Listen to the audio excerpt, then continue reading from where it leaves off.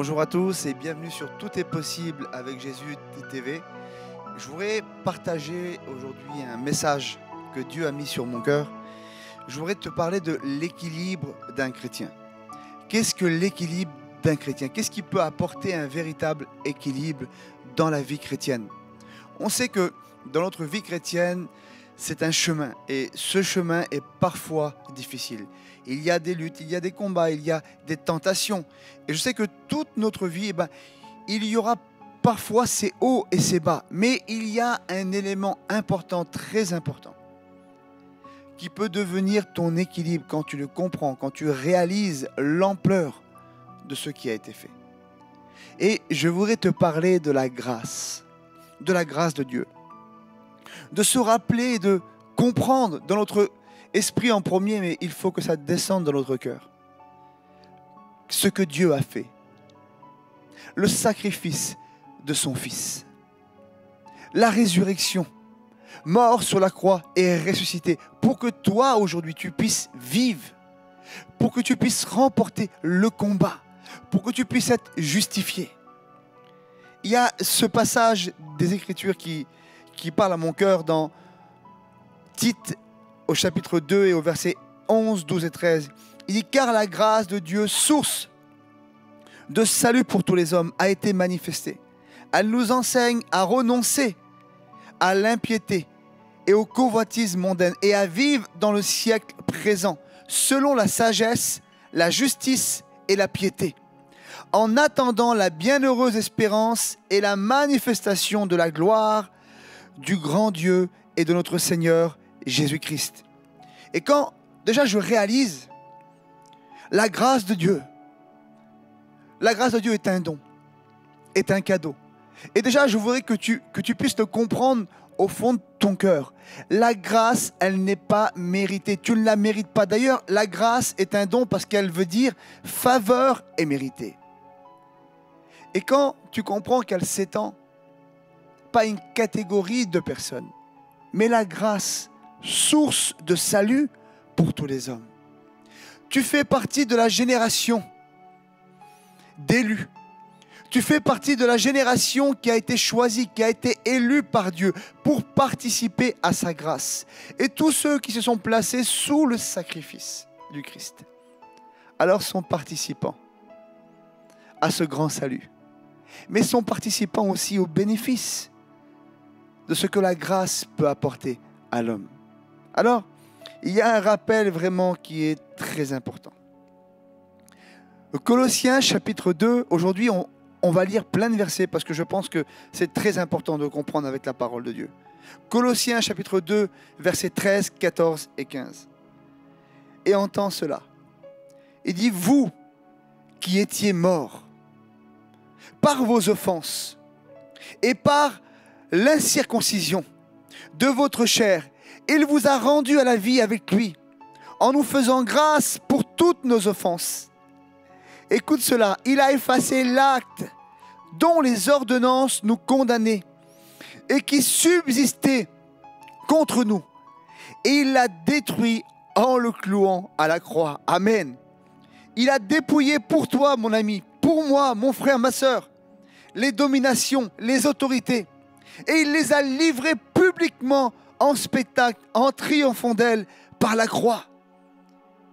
Il faut réaliser qu'il y avait un acte qui était là, une ordonnance qui était donnée, qui annonçait ta mort, qui annonçait ma mort. Là où toutes les dominations, les entités spirituelles nous regardaient, nous pointaient du doigt, se moquaient de nous, pouvaient nous attaquer. Il a fait en sorte que toi aujourd'hui tu puisses triompher d'elle. Et ce n'est plus toi qui es mis sur le banc des accusés, non. Tu es justifié, pardonné, car cet acte a été supprimé. Et il a livré tous ceux qui te condamnaient, il les a livrés publiquement en spectacle. Ce n'est plus toi qui es humilié aujourd'hui, mais c'est eux. L'ennemi, Satan, ses démons. Tout ce qui te faisait du mal. Vous qui étiez morts par vos offenses, ce qu'on était avant la grâce. Rappelle-toi de cela. trop souvent, trop de personnes ne réalisent pas la grâce de Dieu parce qu'on oublie très vite ce qu'on était. Comment était notre vie? Comment était ta vie? Qu'est-ce que tu vivais? Ton cœur, de quelle manière était-il? Ce vase rempli parfois de haine, de colère, de ténèbres, de rancœur, de mal-être, de solitude, de peur. Rappelle-toi, souvent on oublie, on ne se rappelle pas qui on était. On ne se rappelle pas de là où Dieu nous a sortis, ce qu'il a fait de nous. On marchait sans but, sans espérance. Dieu a mis dans notre cœur une espérance, un but. Et je crois que tous les jours de notre vie, nous devons avoir dans notre cœur cette pensée, cette reconnaissance, Seigneur. Oh oui, tu as sauvé mon âme. Tu as sauvé ma vie. Tu m'as sauvé de l'héritage du péché. Oui, il y avait un héritage dans ta vie, l'héritage du péché qui te condamnait continuellement et qui t'amenait tout droit quelque part, très très loin de Dieu. Aujourd'hui, parfois, nous marchons comme des sauvés sans réaliser que nous sommes véritablement sauvés. Que Dieu nous a préparé une place à ses côtés pour l'éternité. Et tu ne l'as pas mérité. Tu as simplement accepté sa grâce. Tu as simplement dit oui à ce qu'il a fait. On n'y est pour rien, mes frères et sœurs. C'est parce qu'il nous a aimés. C'est parce qu'il a décidé de nous sauver. Quelle grâce! Notre foi en Jésus-Christ et sa grâce doit nous faire vraiment comprendre et doit bousculer dans notre vie certains faux raisonnements qui nous amènent parfois à vivre de la mauvaise façon, de la mauvaise manière. Elle nous a rendu la vie avec lui, nous faisant grâce par nos offenses. Alléluia. Je voudrais te dire que tout ce qui était mort en nous, toutes les espérances, tous les rêves, tout ce à quoi peut-être même tu n'as même pas osé penser, la joie qui était morte en toi, l'espérance de vivre en paix qui était morte en toi, le désir du bonheur, tout ce qui était mort, il l'a ressuscité. Il l'a amené à la vie en toi. Ça veut dire que quand tu marches aujourd'hui avec la joie, quand il y a un sourire sur ton visage, quand il y a cette paix, quand il y a ce bonheur, quand il y a cette espérance, c'est parce que Dieu lui-même, par sa grâce, l'a ressuscité dans ta vie. C'est pour ça que chaque pas que tu fais dans ton quotidien, chaque jour, tu dois réaliser, Seigneur, si je vis, c'est par lui. Si j'existe, c'est par lui. Si je souris, c'est grâce à lui. Si j'ai la paix dans mon cœur, c'est par lui. Cet acte, il a dit qu'il a effacé l'acte, supprimé ce qui nous condamnait en le clouant à la croix. Je le redis tout à l'heure. Il est question d'être sur un banc. Vous avez vu parfois, on voit à la télévision, il y a des grands procès qui sont là, il y a le banc des accusés. Être sur un banc où tu es accusé, tu es condamné. Condamné à mort. Condamné à mort. Et quand on regarde la croix, quand on fixe le Christ, beaucoup de gens le voient mort, condamné. Et c'est dommage parce que beaucoup s'arrêtent là. Beaucoup ne vont pas jusqu'à la résurrection. Beaucoup ne vont pas jusqu'à réaliser que Jésus n'est pas mort simplement, mais qu'il est ressuscité. Parce que quand tu t'arrêtes à la mort, alors tu restes qu'une personne condamnée. Mais quand tu vas jusqu'à la résurrection, alors tu deviens une personne justifiée, pardonnée. Tu n'es plus condamnable. Plus personne ne peut te condamner. La Bible nous dit qu'il n'y a plus aucune condamnation pour ceux qui sont dans Jésus-Christ. Philippiens 2, versets 6 à 11. Il va dire lequel, existant en forme de Dieu, il n'a point regardé comme une proie arrachée d'être égal avec Dieu, mais il s'est dépouillé lui-même. Oui, Dieu s'est dépouillé lui-même en prenant une forme de serviteur comme moi, comme toi, en devenant semblable aux hommes, ayant paru comme un simple homme. Il s'est humilié lui-même. Parfois, on ne veut pas s'humilier. Parfois, nous-mêmes, on a du mal à s'humilier. Mais Dieu s'est humilié lui-même, se rendant obéissant jusqu'à la mort, même jusqu'à la mort de la croix. Et c'est pourquoi aussi Dieu l'a souverainement élevé. Oui, Dieu l'a élevé. Et lui a donné le nom qui est au-dessus de tout nom. Afin qu'au nom de Jésus, tout genou fléchisse dans les cieux, sur la terre et sous la terre. Et que toute langue confesse que Jésus-Christ est Seigneur, à la gloire de notre Dieu, le Père. Alléluia. Oh, réalise cela. Le grand Dieu, le roi des rois, s'est dépouillé de sa gloire, s'est dépouillé de ce qu'il était, pour venir semblable aux hommes, pour pouvoir te comprendre, pour pouvoir comprendre ta souffrance, comprendre ta douleur. C'est pour ça que parfois, on peut avoir ces paroles, ces mots et dire « Personne ne me comprend ». Je voudrais te dire que Dieu te comprend. Par sa grâce, il te comprend. Oui, parce qu'aujourd'hui, dans sa grâce, cela comprend qu'un jour, Jésus-Christ s'est dépouillé lui-même de sa gloire. Il est venu sur la terre et pendant 33 ans et demi, il est venu comprendre l'homme. Il est venu ressentir ce que l'homme ressent. Il est venu vivre ce que l'homme vit. Pour pouvoir dire, je suis avec toi. Tous les jours. Jusqu'à la fin du monde. Et comprends qu'aujourd'hui, j'ai tout accompli. J'ai payé pour toi. Repose-toi sur moi. Fais-moi confiance. Reste avec moi. Ne détourne pas ton regard du sacrifice. Ne détourne pas ton regard de ce que j'ai accompli. Ne détourne pas du regard et comprends et crois que c'est gratuit, que c'est pour toi.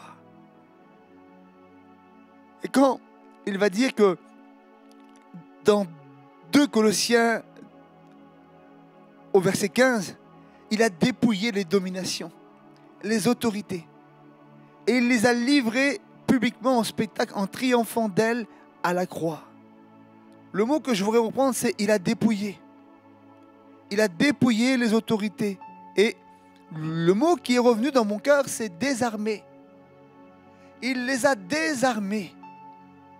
Ça veut dire que quand tu avances aujourd'hui dans ta vie avec le Seigneur et que tu combats, que tu luttes, il faut que tu comprennes aujourd'hui que par sa grâce, écoute ça, par sa grâce, il faut que tu comprennes contre qui tu luttes. Tu luttes contre un ennemi qui est désarmé. Oui, oui, prends cette parole dans ton cœur. Désarmé, tu luttes contre quelqu'un qui est désarmé, qui n'est pas équipé pour te vaincre, qui n'est pas équipé pour te résister. Parce qu'aujourd'hui, l'équipement spirituel du guerrier spirituel, c'est toi qui l'as. Par sa grâce, encore une fois, Dieu t'a rempli de son esprit. Dieu t'a rempli de sa présence. Et aujourd'hui, quand tu viens et que tu marches aujourd'hui dans le couloir de la vie chrétienne, dans le couloir de la vie avec Dieu, la Bible nous dit qu'il est la lumière sur notre sentier et qu'il est notre justice. Je voudrais te dire que chaque ennemi qui ose venir sur ce couloir-là est déjà vaincu, est déjà brisé dans le nom de Jésus. C'est un ennemi qui est dépouillé sans aucune autorité, qui n'a aucune domination sur ta vie et qui est totalement désarmé. Alors ne crains pas, parce que la personne qui vit dans la grâce, la personne qui comprend la grâce de Dieu, la personne qui réalise ce que Dieu a fait dans sa vie, devient une personne qui est armée et dangereuse pour le camp ennemi.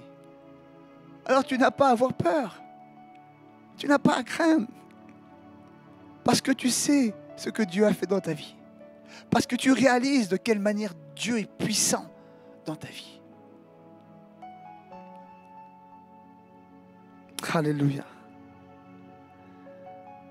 Et c'est pour ça que il va dire approchons-nous, approche-toi Apprenons à nous approcher du trône de la grâce avec assurance. Ne soyons pas fébriles, ne soyons pas timides. Parfois la grâce, il semble qu'elle fait peur, elle semble tellement incomprise, tellement de controverses, tellement de gens qui amenaient des pensées différentes.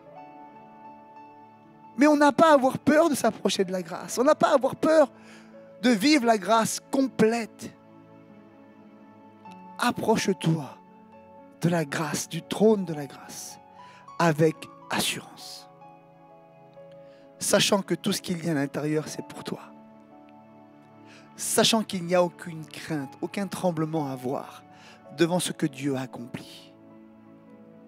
Moi, je veux plonger, m'immerger à 100%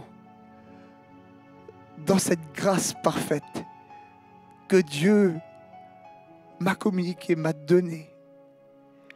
Éphésiens 2, versets 11 à 13. Il dit, c'est pourquoi vous, autrefois, païens dans la chair, appelés incirconcis, par ceux qu'on appelle circoncis, et qui le sont en la chair par la main de l'homme. Mais il dit, souvenez-vous que vous étiez en ce temps-là sans Christ, privés du droit de cité en Israël, étrangers aux alliances de la promesse, sans espérance et sans Dieu dans le monde. Mais maintenant, en Christ Jésus, vous qui étiez jadis éloignés, vous avez été rapprochés par le sang de Christ. Et c'est ça la valeur aujourd'hui qu'il y a dans ta vie. Écoute cela. Il n'est pas en train de te dire, vous êtes approchés vous-même de Christ. C'est le contraire. Il ne dit pas par vos capacités, par votre force, par vos efforts. Vous êtes approchés de Christ. Non, il dit par le sang de Jésus, par le sacrifice de Jésus. Vous avez été amenés à lui. Il vous a rapprochés de ce trône de la grâce. Il vous a rapprochés de ce qui est l'héritage. Il vous a rapprochés de ce que nous avions réellement besoin. De ce que notre vie passée nous a volé. De ce que notre vie passée nous a enlevé. Sa grâce, son sacrifice nous a rapprochés de ce qu'il était par son sang. Éphésiens 2, versets 6 et 7.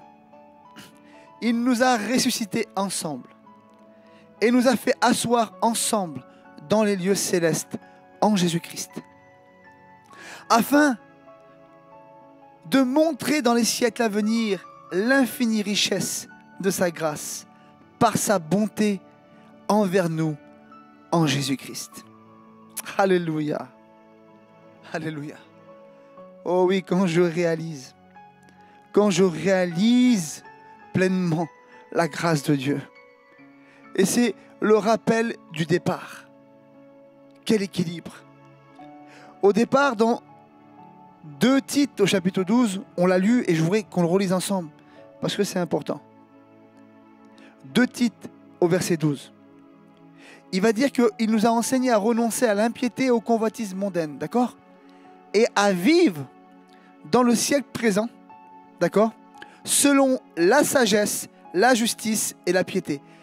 Donc il y a plusieurs choses importantes. La grâce nous enseigne, c'est pour ça que c'est un équilibre pour nous et un enseignement. La grâce nous enseigne à renoncer à l'impiété et aux convoitises mondaines. C'est pas la loi. C'est pas la loi qui nous enseigne l'équilibre. C'est pas la loi qui nous enseigne à renoncer à l'impiété. C'est la grâce.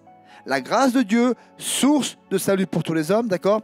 Elle nous enseigne à renoncer à l'impiété et aux convoitises mondaines. Et il va dire à vivre aussi dans le siècle présent. C'est le moyen de t'enseigner, d'avoir l'équilibre pour vivre dans sa grâce, dans le siècle présent, selon, pas la sagesse de l'homme, pas la justice de l'homme, pas la pseudo-piété de l'homme, mais selon sa sagesse à lui, la justice et sa piété, en attendant la bienheureuse espérance. Et c'est ça en fait qu'il faut qu'on réalise. Alors, la piété, La piété nous parle de l'attachement à Dieu. L'attachement à Dieu. Je voudrais te poser cette question. De quelle manière tu es attaché à Dieu? Et surtout, pourquoi tu es attaché à Dieu? Parce que quand tu réalises la grâce de Dieu, ça veut dire je réalise que c'est lui qui a tout fait. Que c'est lui qui a tout préparé. Que c'est lui qui a formé. Alors que, en fait, la loi, c'est la loi qui nous a amenés à l'impiété. La loi ne touche pas, ne goûte pas, ne fait pas, ne regarde pas, nous a amenés à vivre dans l'impiété. La grâce, elle, nous a attachés à Dieu. Et je crois qu'en fait, le désir et la tentation dans la vie d'un chrétien, c'est l'une des choses les plus difficiles à vivre. Mais je voudrais te dire que plus tu vas vivre cela dans la loi, et je voudrais parler aussi à des serviteurs de Dieu, qui peut-être ont parfois mis l'accent sur ne goûte pas, ne touche pas, ne fais pas, force-toi, tu comprends, faut renoncer, renonce. Est-ce que tu t'es assuré que la personne à qui tu parles a vraiment réalisé ce que Dieu a fait? Est-ce que tu réalises vraiment, est-ce que cette personne réalise qu'elle a tout accompli, que simplement, sans vivre dans la loi, sans se forcer, sans faire d'efforts, si elle réaliserait pleinement que tout est accompli, que cette personne est libre spirituellement par le sacrifice de Christ, elle serait libérée spirituellement, simplement en acceptant cela. Et parfois, on met des fardeaux. On met des fardeaux sur des personnes. Et on veut leur faire vivre des choses qu'ils n'ont pas compris. Et on les enferme dans une spirale de culpabilité. Je ne suis pas en train de vous dire qu'il faut laisser les gens et que le péché est bien. Non, le péché c'est mal, mais ce n'est pas à nous de le régler. Ce n'est pas à toi de régler le péché. Ce n'est pas à toi d'effacer le péché. Ce n'est pas à toi d'enlever le péché, c'est ce que Dieu a fait. C'est ce que Dieu a fait. Toi, tu as juste à te soumettre dans le couloir de la grâce, à te laisser glisser, couler par la foi. Et quand tu te laisses couler, glisser dans ce couloir-là par la foi en disant « Oh oui, je suis justifié, pardonné, libéré », tout d'un coup, il y a cette réflexion qui vient en ton cœur. Le péché arrive et tu détournes tes yeux du péché pour regarder ce que Dieu a fait. Tu dis « Le sacrifice est plus grand. Ma liberté est plus grande en Christ. Et ce péché, je n'en ai plus besoin. Je n'en veux plus. Parce que Christ m'a affranchi. Parce que c'est lui qui m'a totalement libéré. » Quand tu réalises cela, alors tu ne vis plus dans le légalisme, mais tu vis dans une vie spirituelle, animée par le Saint-Esprit. Pour ça, il faut comprendre simplement l'amour de Dieu. Trop de chrétiens ont expérimenté, oui, Dieu est justice. Dieu est juste. Dieu est en accord lui-même avec sa parole. Et Dieu honore sa parole, mais Dieu est amour. Et quand tu comprends son amour, alors tu comprends tout ce plan. Quand tu comprends jusqu'à où son amour peut aller, alors oui, tu comprends à quel point Dieu ne regarde pas à tout cela, mais simplement Dieu veut t'attirer. Veut t'attirer dans ses bras. Parfois, il faut lâcher prise. Parfois, on veut tellement faire les choses par nous-mêmes, dire qu'on est des bons chrétiens. On est les meilleurs chrétiens, nous, on y est arrivé. Mais tu ne peux pas y arriver sans lui. Tu ne peux pas y arriver sans lui. Si nous ne laissons pas sa grâce, son amour nous remplir, nous enseigner, on n'arrivera pas. Par contre, si on laisse sa grâce, son amour nous imprégner, qu'on lâche prise en disant « Seigneur, c'est en toi que j'y arriverai », alors le choix va se faire naturellement. Le choix entre le péché et sa grâce se fera naturellement. Il y a un exemple qui est très simple. Vous prenez la Samaritaine. La Samaritaine est venue puiser tous les jours. Tous les jours, elle venait puiser. Et dans cette conversation avec le Christ, dans cette conversation avec le Maître, elle a compris quelque chose. Elle a compris que tant qu'elle irait puiser elle-même, tant qu'elle-même, elle irait avec sa cruche à elle, ça ne fonctionnerait pas. Ça ne durerait pas, ça ne marcherait pas. tant que j'essaye par mes propres forces, par mes propres capacités d'obtenir quelque chose, de faire, ça ne fonctionne pas. Vous savez ce que la Samaritaine a fait? Quand elle a compris qu'il était l'eau qui pouvait jaillir jusqu'à la vie éternelle, cette eau qui ne s'épuise pas. Et c'est le même principe dans la vie chrétienne. Elle a abandonné sa cruche. Elle est repartie sans sa cruche. Mais je crois que spirituellement, elle est repartie avec une eau vive dans son cœur. Et qui a jailli jusqu'à dans toute la Samarie. Qui a porté fruit jusqu'à dans toute la Samarie. Parce que Jésus est lui-même la vie éternelle. Il est lui-même la vie qui jaillit dans ton cœur. Il est lui-même la grâce qui a été déposée dans ton cœur et qui explose quand tu la comprends. Qui repousse les limites des ténèbres quand tu la comprends. Qui repousse les limites de ton cœur quand tu la comprends. Qui repousse les interdits quand tu la comprends. Quand il va dire à vivre dans le siècle présent. Vous savez, moi, pendant longtemps, j'ai vécu dans une loi et j'ai perdu beaucoup de gens. Écoute, je pense que cette parole est pour toi. J'ai perdu beaucoup de personnes, des amis, de la famille. Parce que quand je suis venu à Dieu, on m'a dit de couper, on m'a dit de séparer, on m'a dit de m'éloigner de toutes les personnes qui étaient autour de moi qui ne seraient pas pseudo-spirituellement bons pour moi, des gens qui n'étaient pas à Dieu. Et quelque part, il y a cette marque qui est venue sur ma vie, cette image, cette pensée, cette mentalité. Et je me suis éloigné de beaucoup de personnes. Et je voudrais te dire, ne fais pas ça. Ne fais pas ça. Si tu sens vraiment qu'il y a une personne qui est vraiment un grave danger pour ta vie, que voilà, c'est un choix après qui est spirituel à prendre, mais qui est difficile. Mais écoute, ne te renferme pas dans un système où tu te coupes du monde. Tu n'as pas été fait pour être coupé du monde. Tu as été fait pour vivre avec la grâce du Seigneur dans le monde. Et c'est pour ça que quand il dit qu'on a été fait, établi, et que Dieu a déposé cette grâce et qu'elle nous donne, elle nous enseigne à vivre dans le siècle présent, c'est ça le défi pour toi aujourd'hui. C'est à te laisser enseigner par la grâce pour pouvoir vivre dans le siècle présent dans tous les domaines de ta vie. Dans ton travail, avec tes amis, avec les gens qui ne sont pas à Dieu, avec les chrétiens, dans le monde présent, dans le siècle à venir, apprendre à vivre avec sa grâce. Et plus tu te laisseras enseigner par elle, et plus tu seras pertinent, dans le siècle présent. Quelle grâce de pouvoir aujourd'hui partager l'évangile avec un équilibre. Avoir cette assurance, je suis avec toi Seigneur.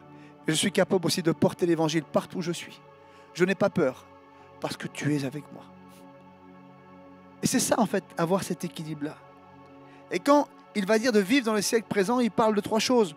Il parle de juste, pieux et sensé. Et je voudrais te dire qu'aujourd'hui, en tant que juste, tu as un modèle qui est parfait. Ton Père. Je voudrais te dire que ce modèle-là est le modèle unique de justice parfaite. Et cette justice, il te l'a communiquée déjà parce que c'est elle qui t'amène dans le salut. Je voudrais te dire que en tant que personne pieuse, quand tu comprends ce que Dieu a fait, alors oui, tu restes attaché à lui. Tu restes attaché à sa présence. Ce n'est pas le monde qui te fait dévier.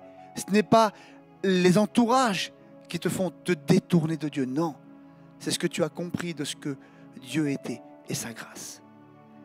Et sensé. Ce n'est pas le monde qui fait de toi une personne sensée. Jésus est ton équilibre.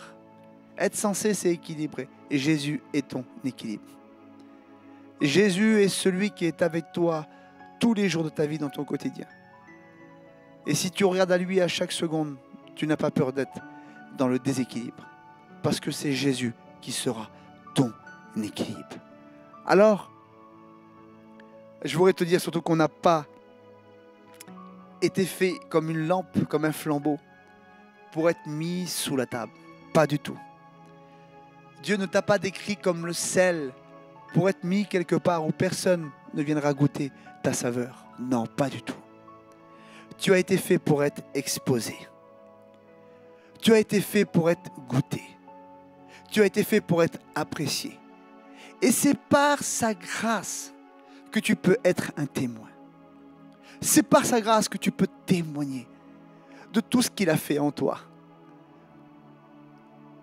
Alors aujourd'hui, je voudrais te dire que si peut-être tu as perdu beaucoup de temps, si peut-être dans ta vie, dans tes relations, à cause de ce manque de compréhension, des relations se sont coupées, se sont brisées, il est temps de vivre le tout accompli et de vivre dans ce que la grâce véritablement veut procurer à ta vie. Et je voudrais simplement faire une prière courte pour toi. Qu'à partir d'aujourd'hui, qu'à partir de tout ce que tu as compris aujourd'hui à travers ces versets de la parole de Dieu, à travers cet enseignement, de te positionner différemment.